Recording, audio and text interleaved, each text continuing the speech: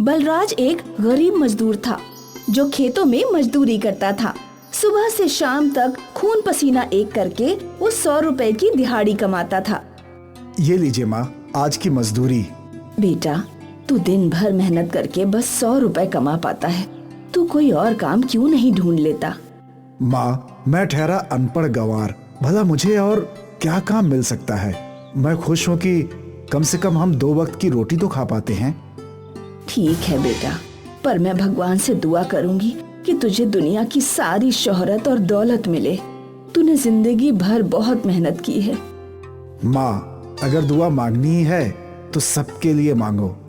मेरे जैसे कई गरीब गांव वाले हैं जो रोज मजदूरी करके अपना परिवार चला रहे हैं। अब मेरे साथ सबका भला हो।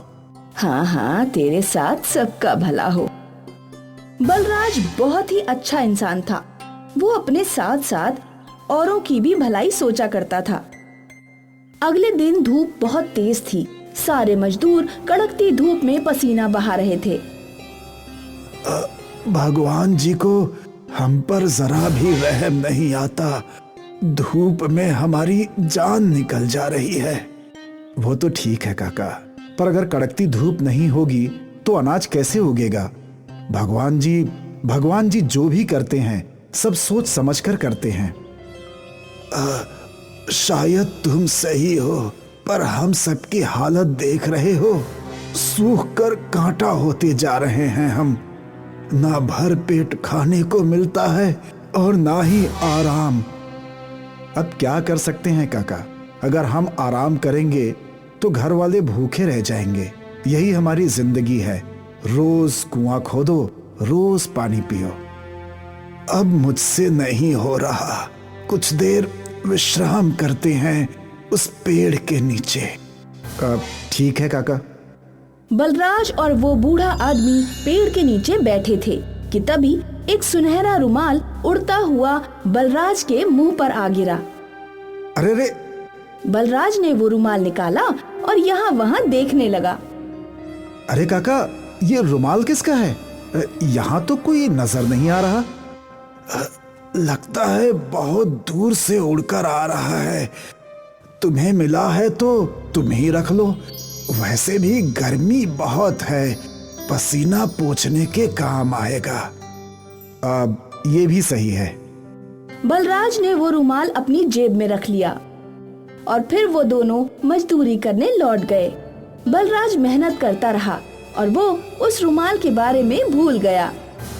शाम को वो घर लौटा तो सुनंदा उसके पास एक डिब्बा लेकर आई। बेटा, आज चावल खत्म हो जाएगा, कल आते समय चावल ले आना। ठीक है माँ। बलराज ने अपनी जेब में हाथ डाला और उसे वो रुमाल मिला। ये सुनहरा रुमाल किसका है? क्या पता, आज ये रुमाल उड़ता हुआ मेरे मुंह पर आ गिरा। कोई इसे लेने नहीं आया तो मैंने ये रख लिया। ठीक है। बलराज के हाथ से वो सुनहरा रुमाल नीचे गिर गया और जब माँ रुमाल उठाने के लिए झुकी तो माँ के चावल के डिब्बे से कुछ चावल के दाने रुमाल पर छलक गए और फिर जादू हुआ और पल भर में पूरा रुमाल चावल से भर गया। हे भगवान, ये क्या? सुनंदा और बलराज को समझ नहीं आ रहा था कि क्या हुआ। ये सच है या आंखों का धोखा? सुनंदा ने रुमाल के सारे चावल डिब्बे में भर लिए। एक बार और कोशिश करते हैं। और फिर उसने रुमाल पर कुछ चावल के दाने डाले। एक बार फिर जादू हुआ और रुमाल फिर से चावल से भर गया। ये तो सच में जादू ही है। सुनंदा रसोई से कुछ और अनाज ले आई। दाल, चने, मूंग, मूंगफली और एक एक करके उसने जादुई सुनहरे रुमाल पर वो दाने रखे और रुमाल उन चीजों से भर गया। बेटा, इस महीने का सारा राशन भर गया है। वाह, ये तो बहुत अच्छा है। अब हमें किसी चीज की चिंता नहीं होगी। कैसा रहेगा अगर तुम अपनी मजदूरी छोड़कर मंडी में अनाज बेचो? ये तो बहुत अच्छा होगा माँ। माँ बेटे ने जादुई सुनहरे रुमाल से बोरियां भर भर के अनाज जमा कर लिया और ये सारा अनाज लेकर बलराज मंडी पहुँचा। बलराज का सारा अनाज हाथों हाथ बिक गया और उसे ढेर सारे पैसे मिल गए। बलराज बहुत खुशी खुशी घर लौटा। माँ, देखो कितने सारे पैसे मिले हैं। वाह, आज बिना मजदूरी किए तूने इतने सारे पैसे कमाए हैं। आज मैं बहुत खुश हूँ और ये सब जादुई सुनहरे रुमाल की बदौलत है। हाँ माँ। सुनंदा को एक और युक्ति सूझी। उसने एक सिक्का जादुई सुनहरे रुमाल पर रख दिया और जादू से पल भर में पूरा रुमाल सिक्कों से भर गया। हे भगवान, बलराज मुझे एक 100 रुपए की नोट दे जरा। सुनंदा ने वो 100 रुपए की नोट भी उस जादुई सुनहरे रुमाल पर रखी और झट से रुमाल 100 रुपए के नोटों से भर गया। इतने सारे पैसे? हाँ, अब तुझे कभी मजदूरी करने की जरूरत ही नहीं पड़ेगी। सुनंदा और बलराज ने बोरी भर के 100 रुपए के नोट जमा कर लिए और फिर उन्होंने एक मिस्त्री को बुलाया और उसे बोरी भर के रुपए दिए और कहा, इस घर को बड़ा और आलीशान बना दो। बोरी भर के रुपए देखकर मिस्त्री भी हैरान था। कुछ ही दिनों में सुनंदा और बलराज का बड़ा सा घर तैयार हो गया। सारे गांव वाले हैरान थे और बस गांव वाले सुनंदा और बलराज से मदद मांगने आने लगे। बलराज के पड़ोसी किशोर को बलराज की इस तरक्की से बहुत जलन हो रही थी। पता नहीं कौन सा अलादीन का जिन लग गया है बलराज के हाथ में। कुछ ही दिनों में इतने सारे रुपए उस फटीचर के पास कहां से आ गए?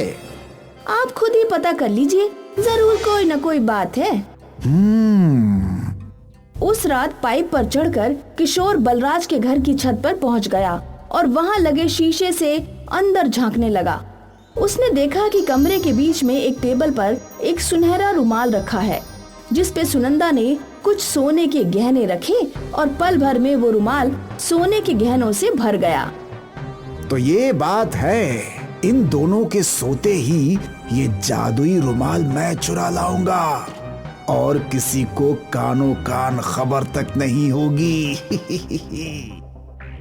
किशोर वही छत पर इंतजार करने लगा और कुछ ही देर में माँ बेटे अपने कमरे में सोने चले गए और मौका देखते ही किशोर उस कमरे में आया और उसने वो जादुई सुनहरा रुमाल चुरा लिया। ये देख सुना, ये रहा बलराज के रईस होने का राज। ये जादुई सुनहरा रुमाल है। बलराज इस पर सोना रखता है और पूरा रुमाल सोने से भर जाता है। तो देर किस बात की, हम भी यही करते हैं। सोना ने उस सुनहरे रुमाल पर अपने सारे गहने रख दिए, लेकिन इस बार रुमाल सोने से नहीं भरा बल्कि पत्थरों से भर गया और वो पत्थर सोना और किशोर पर बरसने लगे। अरे बचाओ! वो दोनों घर से बाहर चिल्लाते हुए भागने लगे। वो सुनहरा रुमाल उनके पीछे पत्थर बरसाता रहा। वो दोनों लहूलुहान हो चुके थे और दौड़ते दौड़ते वो बलराज के घर के दरवाजे पर आ पहुँचे। बलराज भाई, हमें बचा लो, बचा लो, बचाओ! बलराज और सुनंदा घर के बाहर आए और उन्होंने देखा कि सुनहरे रुमाल से पत्थर किशोर और सोना पर बरस रहे थे। किशोर ने बलराज को सब कुछ बता दिया। हे जादुई रुमाल, किशोर से गलती हो गई है, कृपया उसे माफ कर दो। उसने ये गलती अनजाने में की है। पत्थर बरसना रुक गए और जादुई सुनहरा रुमाल उड़ते हुए बलराज के घर में चला गया। किशोर और सोना ने बलराज और सुनंदा से माफी मांगी। उन दोनों को ये बात समझ आ गई कि लालच से कभी भला नहीं होता।